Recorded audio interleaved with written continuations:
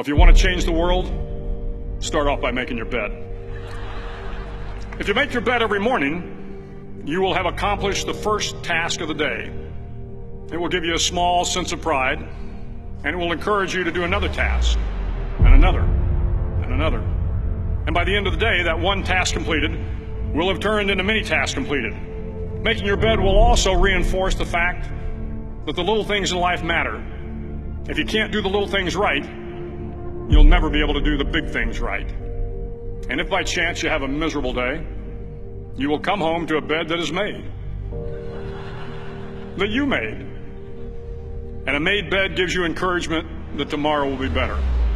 To pass SEAL training, there are a series of long swims that must be completed.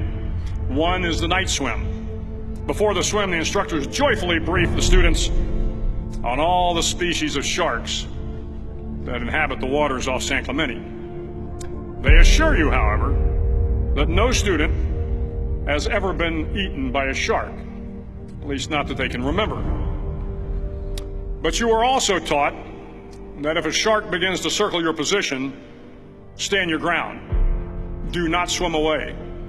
Do not act afraid.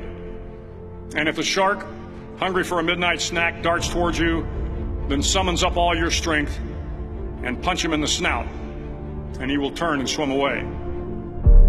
There are a lot of sharks in the world. If you hope to complete the swim, you will have to deal with them. So if you want to change the world, don't back down from the sharks.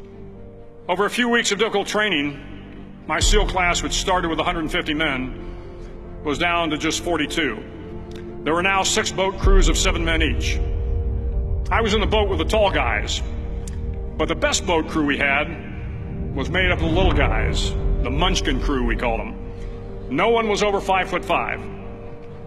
The Munchkin boat crew had 1 American Indian, 1 African American, 1 Polish American, 1 Greek American, 1 Italian American, and 2 tough kids from the Midwest. They out-paddled, outran, and outswam all the other boat crews. The big men in the other boat crews would always make good-natured fun of the tiny little flippers the Munchkins put on their tiny little feet prior to every swim. But somehow these little guys from every corner of the nation and the world always had the last laugh, swimming faster than everyone and reaching the shore long before the rest of us. SEAL training was a great equalizer. Nothing mattered but your will to succeed, not your color, not your ethnic background, not your education, not your social status. If you want to change the world, measure a person by the size of their heart, not by the size of their flippers. The 9th week of training is referred to as Hell Week. It is 6 days of no sleep, constant physical and mental harassment, and 1 special day at the Mud Flats. The Mud Flats are an area between San Diego and Tijuana where the water runs off and creates the Tijuana Sloughs, a swampy patch of terrain where the mud will engulf you. It is on Wednesday of Hell Week that you paddle down to the Mud Flats and spend the next 15 hours trying to survive this freezing cold, the howling wind, and the incessant pressure to quit from the instructors. As the sun began to set that Wednesday evening, my training class, having committed some egregious infraction to rules, was ordered into the mud. The mud consumed each man till there was nothing visible but our heads.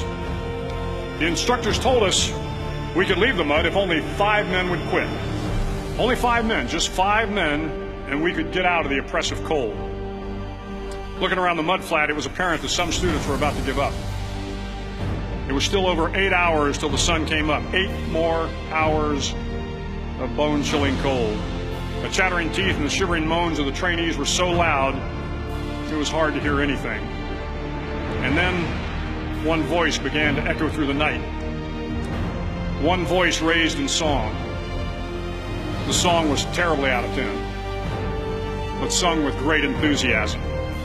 One voice became 2, and 2 became 3, and before long, everyone in the class was singing.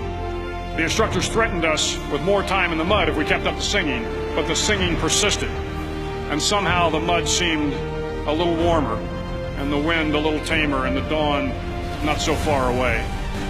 If I have learned anything in my time traveling the world, it is the power of hope, the power of one person, a Washington, a Lincoln, King, Mandela, and even a young girl from Pakistan, Malala. One person can change the world by giving people hope. So if you want to change the world, start each day with a task completed. Find someone to help you through life. Respect everyone. Know that life is not fair and that you will fail often. But if you take some risks, step up when the times are the toughest, face down the bullies, lift up the downtrodden, and never ever give up. If you do these things, the next generation and the generations that follow will live in a world far better than the one we have today. And what started here will indeed have changed the world for the better.